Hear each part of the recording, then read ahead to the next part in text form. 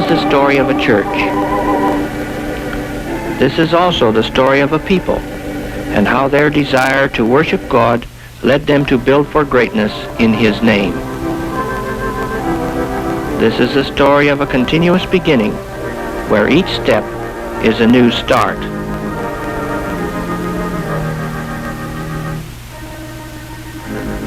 This story took place in a beautiful valley.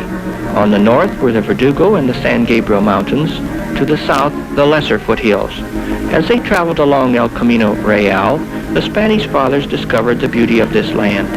Here, at the edge of the valley, they built their mission and called it San Fernando.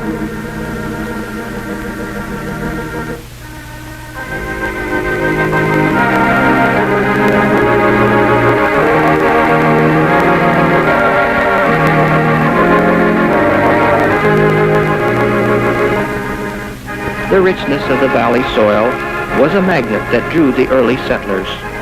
The fertile earth became a many-colored carpet of vineyards, stock farms, fruit orchards, and orange groves. In the midst of the fruit orchards was the village of Lancashire. The kindly folk had no place to worship their Creator. In 1892, they gathered to worship in the grammar school. 4 years later, they took a step and built their first church on Bakeman Street at a cost of $735.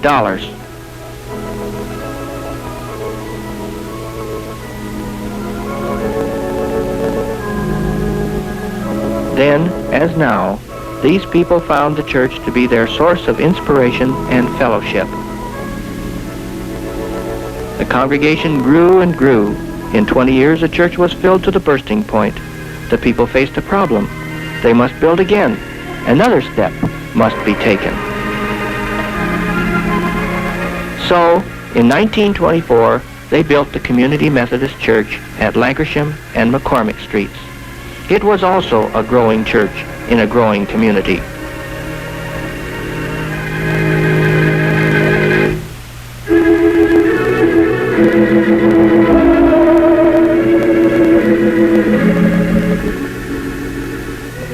Just as the founders had not foreseen the rapid expansion of their parish, so these builders now could not foresee that, in less than another 20 years, this church and the Sunday school would be severely crowded.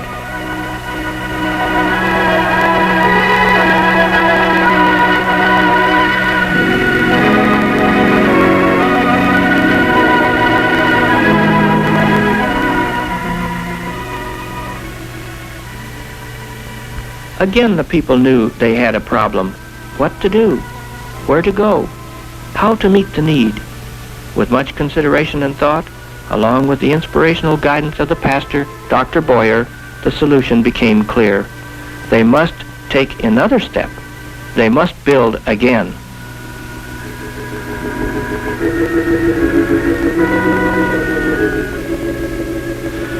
Committees were organized. Then a site was carefully selected and purchased.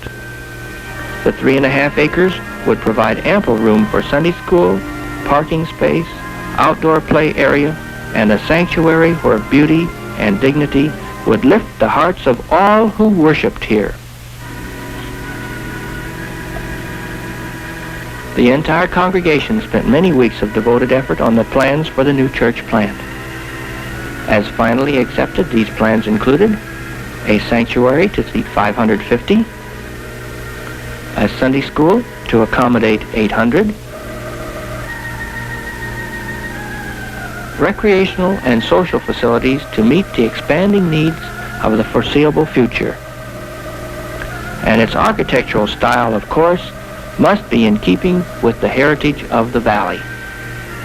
Sale of the old church site and parsonage provided a running start on the financing of the new structure.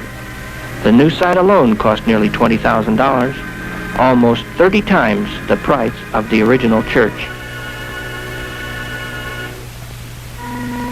It was a great day, August the 8th, 1947, when construction began. The founding fathers had built the first church with their hands. In the spirit of this tradition, the volunteer work began.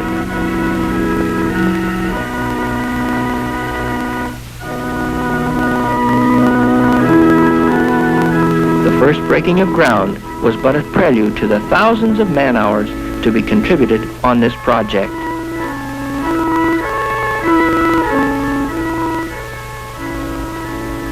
To the casual passerby, here was just an ordinary field with men working in it. But these men were building a dream, a church with separate worship and social areas, parking spaces, playgrounds, a baseball diamond, and Sunday school rooms to serve all ages without crowding.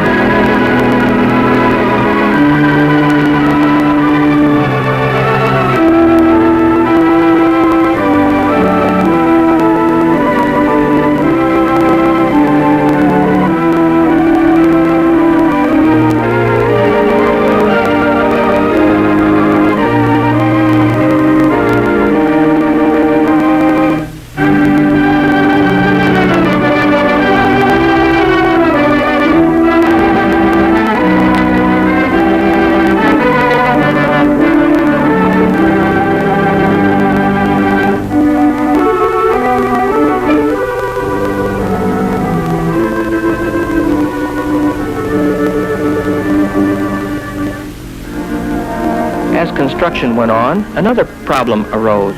Additional money was needed. Again, the congregation rallied. More ways were found to raise funds.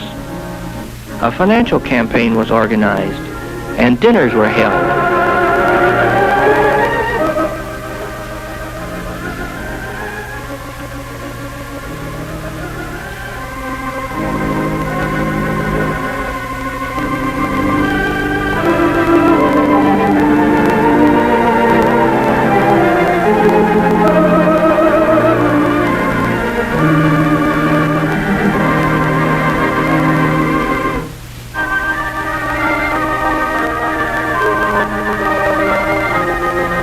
At this time, family movie nights were started. Collections taken here helped swell the building fund.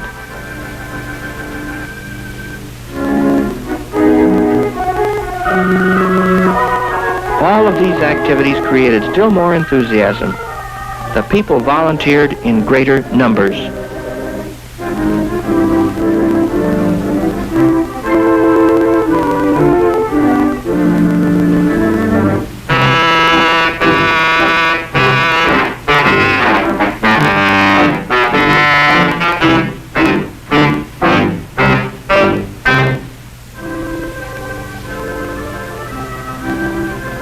No project ever had a more interested and faithful group of sidewalk superintendents. And why not?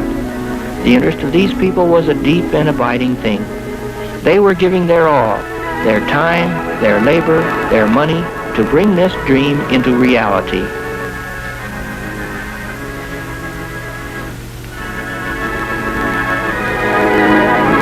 Tours of inspection were a common practice on Sunday afternoons.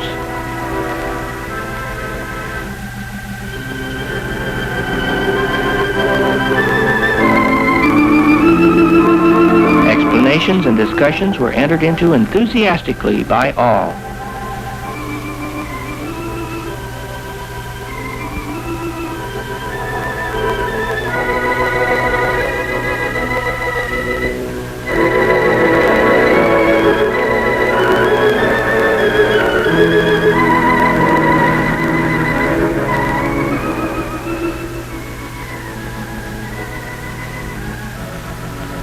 Things were going very satisfactorily.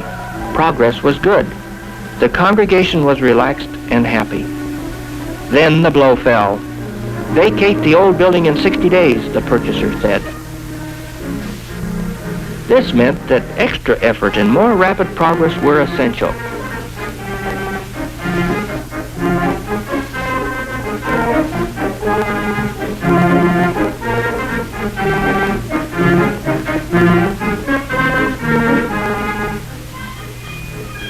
The people met the challenge. Many worked with their hands, others planned and directed the work.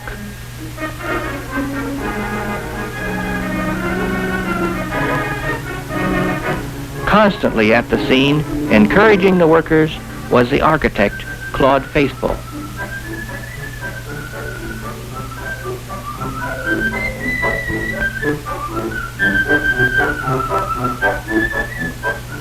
Everyone turned out to do his share.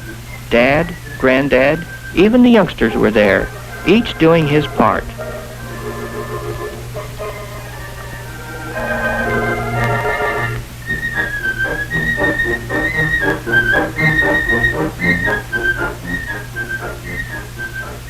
Behind the scenes, as usual, were the ladies. Saturday after Saturday, they served hot, appetizing lunches, always just what the workers needed. While many were working on the new church, others were rapidly moving the equipment from the old church to the new quarters, all in the drive to meet the deadline.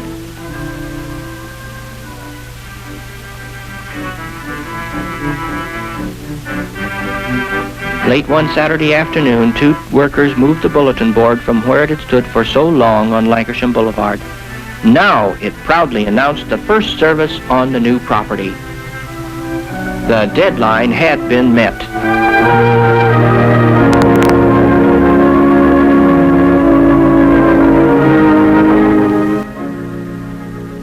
Just how much progress had been made by now?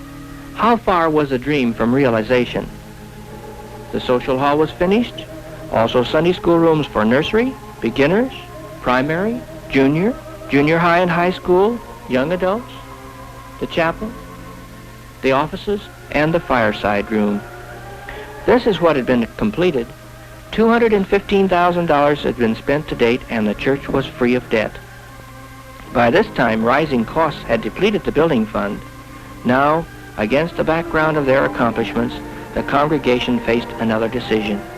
Should construction of the sanctuary be postponed until sufficient funds should be raised? Or should another step be taken? This would mean borrowing $75,000. The question indeed was a big one.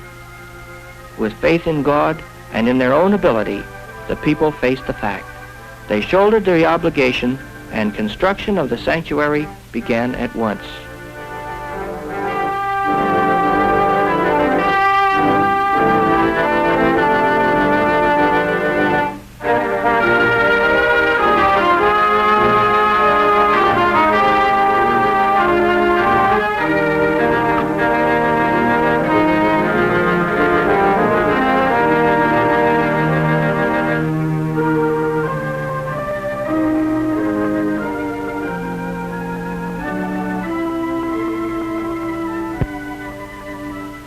With mingled feelings of devout thankfulness and a renewed spirit of high dedication, the congregation met for the laying of the cornerstone.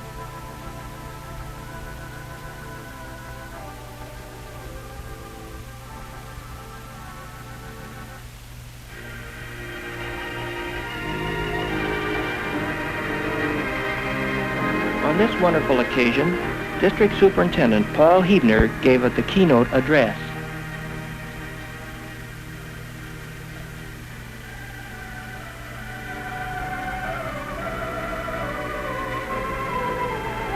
The actual laying of the cornerstone was under the direction of the Board of Trustees. Current religious periodicals, class rosters, Sunday school papers, and local newspapers were placed in the cornerstone.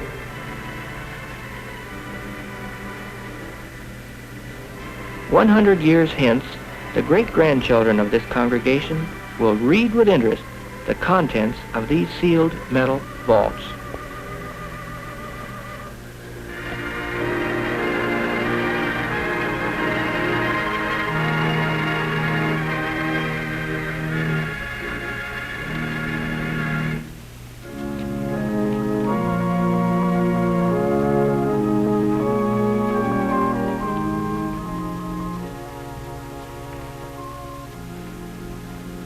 As if by magic, the sanctuary seemed to grow. It was soon ready for the finishing touches. Wouldn't it be wonderful and highly fitting if the first service could be held on Easter Sunday, just 3 weeks away? Who will forget those weeks? Volunteer workers swarmed everywhere, working far into the night. What was left to be done? pews to place, wiring for lights and amplifiers, tile and carpet to lay, the organ to rebuild and install.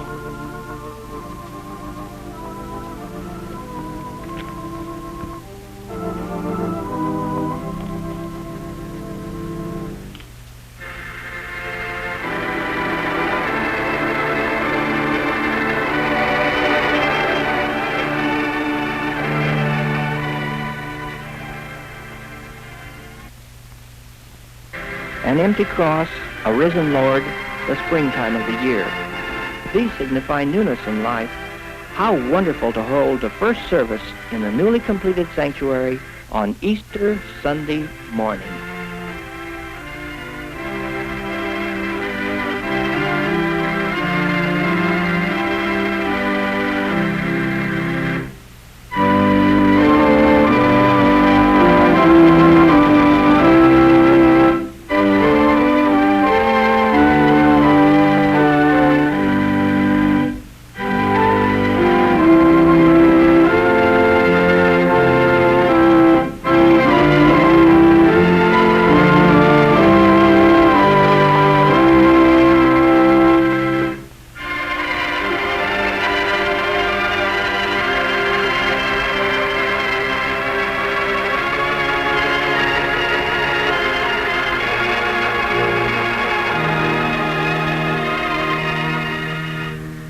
For all their worth, how poor are dollars, dates, and dimensions to describe what has happened here.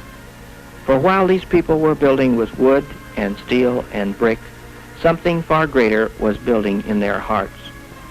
It was a thing of spirit, much more important than walls or roofs or spaces. As a church and as individuals, this has been an experience of deep spiritual growth, for in their humble and devoted service, they all received much more than they gave. Now, hand in hand with God, they will take courageously each new succeeding step in the continuous beginning.